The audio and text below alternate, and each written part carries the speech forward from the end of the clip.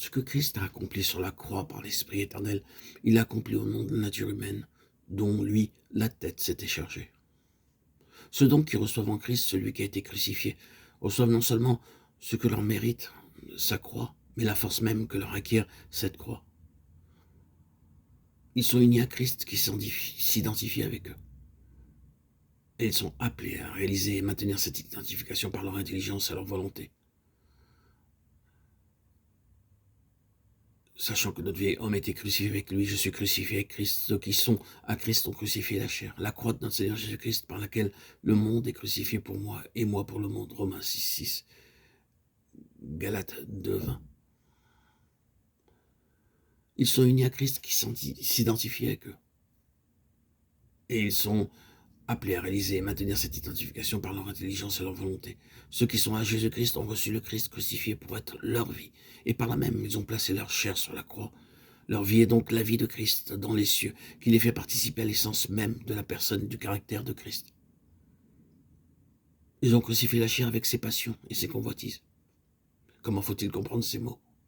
Ils ont crucifié la chair. On se contente généralement de penser que la croix ôte la condamnation qui pesait sur la chair.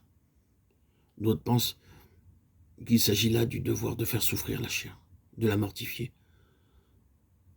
D'autres encore voient là l'influence morale que doit avoir la pensée préoccupée de la croix.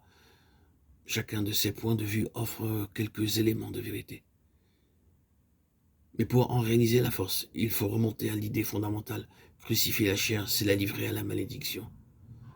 La croix et la malédiction sont inséparables. Celui qui est pendu est malédiction de Dieu. Maudit est quiconque est pendu au bois. Deutéronome 21, 23, Galates 3, 13. C'est donc dire quelque chose de très sérieux et solennel que de dire « notre vieil homme a été crucifié avec lui ». Je suis crucifié avec Christ.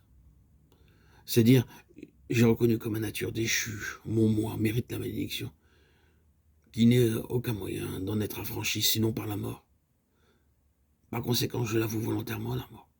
J'ai reçu pour être ma vie le Christ qui est venu se donner lui-même, qui a voué sa chair à la mort de la malédiction de la croix et qui a reçu une vie nouvelle en vertu de cette mort-là. J'ai abandonné place sur la croix mon vieil homme, ma chair, mon moi, avec sa volonté et ses œuvres, comme pécheur souillé et maudit. Je le laisse là, cloué à la croix en Christ. Je suis mort à mon vieil homme et délivré de lui. Cependant, il n'est pas encore mort, mais de jour en jour, je le maintiendrai là par mon union avec Christ.